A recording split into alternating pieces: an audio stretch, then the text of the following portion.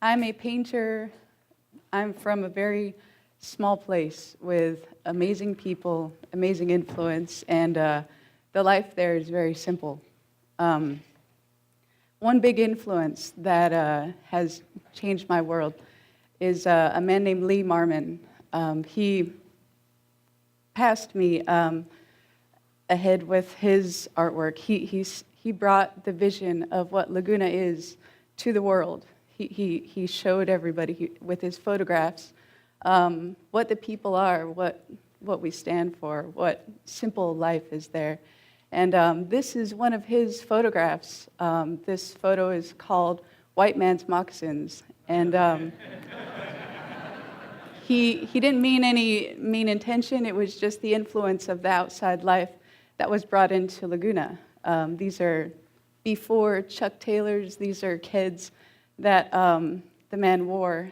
And this is the life, and this is what he wore as his kind of armor, his show of strength. And he has a whole story with this photograph. You can Google about it. But this photograph was a huge influence in some of my paintings, and a lot of other of his photographs I use in my work. But this man here, his story is, not sure if this is working. This is my portrayal of the photograph. This painting I call Old Man Jeff. This is the man that Lee Marmon had to get to pose for his photograph with a cigarillo from his pocket. He worked this photograph, and thanks to him, I could use this in my work. I could use his influence and show my own way of connecting history from where I come from and connect it to the contemporary art world. This is one painting I showed at the Berlin Gallery in Phoenix, and the place is amazing, but to be able to show this work and to connect it with my history and my future, I guess, and the future of other people, other artists, it's pretty amazing to be in this position. And for other works, I have this other painting that was another photograph influenced from Lee Marmon. This one is called Eyes of Wisdom. And with what I try and portray in my paintings is the wisdom that all elders share, stories that they give to us. And to be here as a storyteller, I'm carrying on those stories that they have given to me. And this woman is in traditional dress of the Laguna people in New Mexico. And she is just an amazing woman that has this face, these eyes to tell more and to hope that you're listening, as all elders do. And from this, I did my first collaboration with the photographer Lee Marmon, and this was my start. This is one of my first big paintings where I used digital photo screens inside the painting, and the little squares in the middle actually had screens, and on the black and white side were photographs that Lee Marmon had, and also photographs from some of my family. And on the color side, I did comparison photos to match. Like a man is on the black and white side, he's sheep herding, he's raising life to feed his family, and on the other side, there's a photograph of a man that's stocking the grocery store. This was just a few of the photos, but there's plenty more in this. And this is Laguna. This is what the future has brought, what it was in the past, and called Yesterday and Today. And these are just to show what technology has brought to a small, simple land, to life in general. And from there, this is the next multimedia painting that I've done from digital photographs, photography albums. I changed over to mini DVD players to include into the paintings.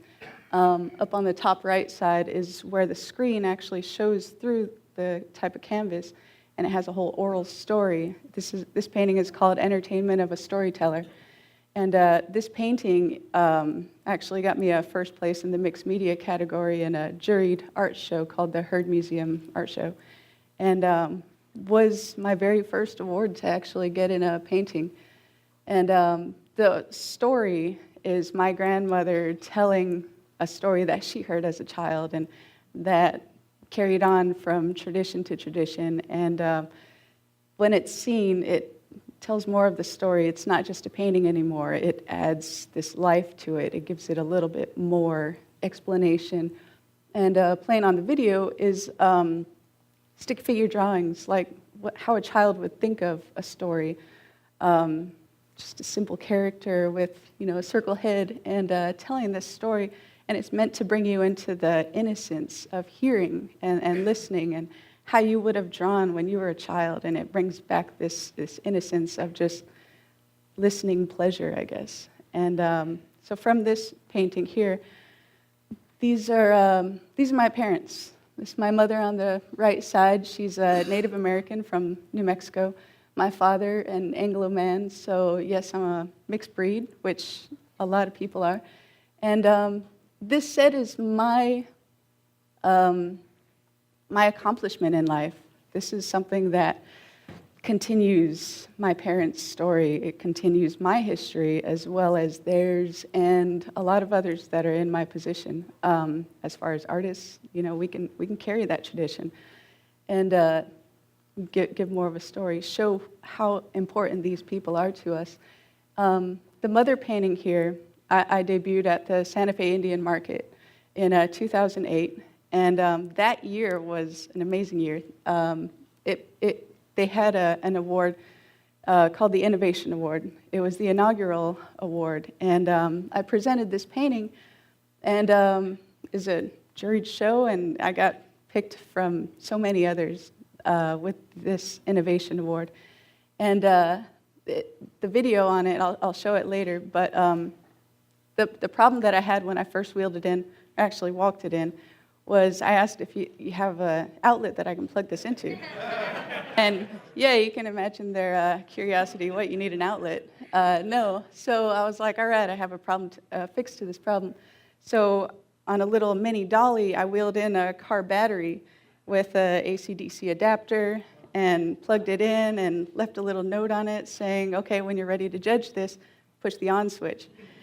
And so, yeah, it was pretty, they were curious about it. And so once they actually saw the whole, I brought power for it. So that I think that was a little help of getting the Innovation Award.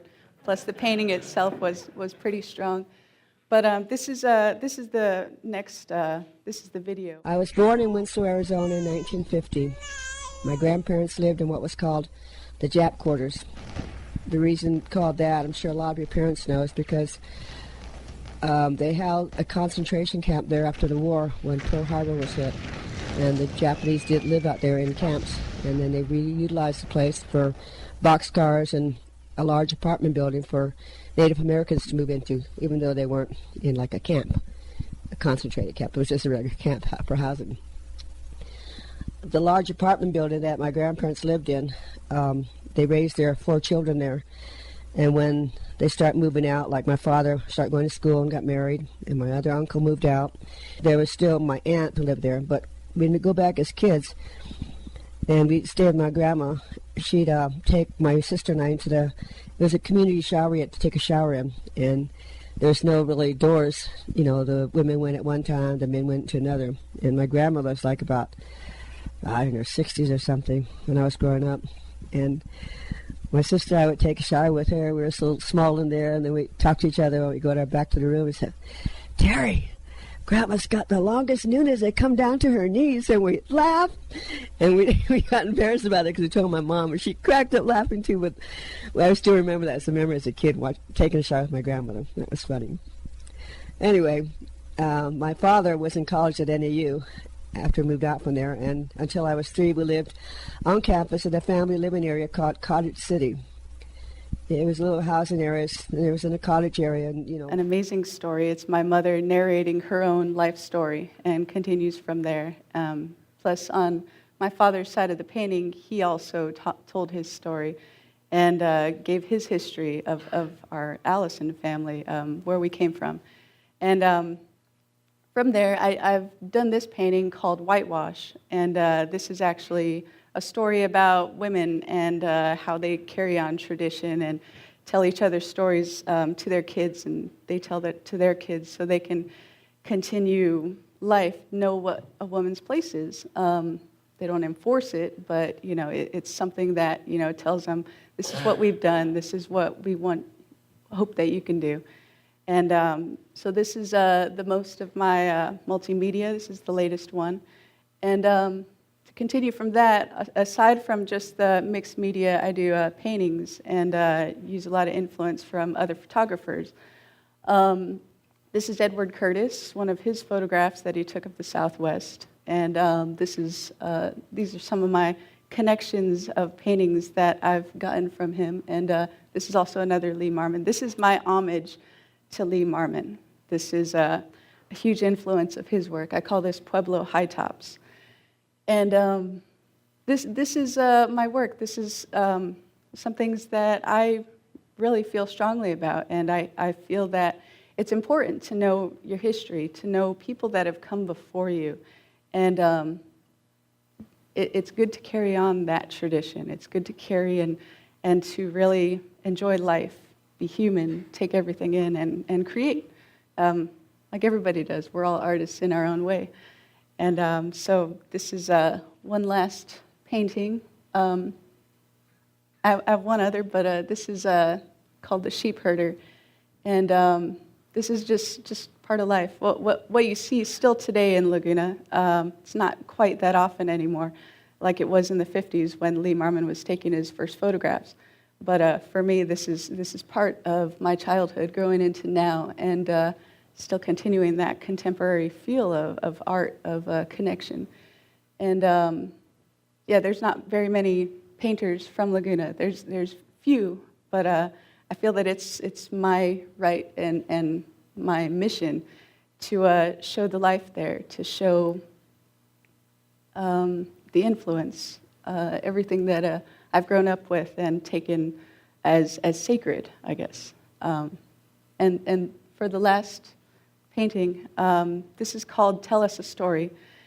And I thought this is suiting for this this event here.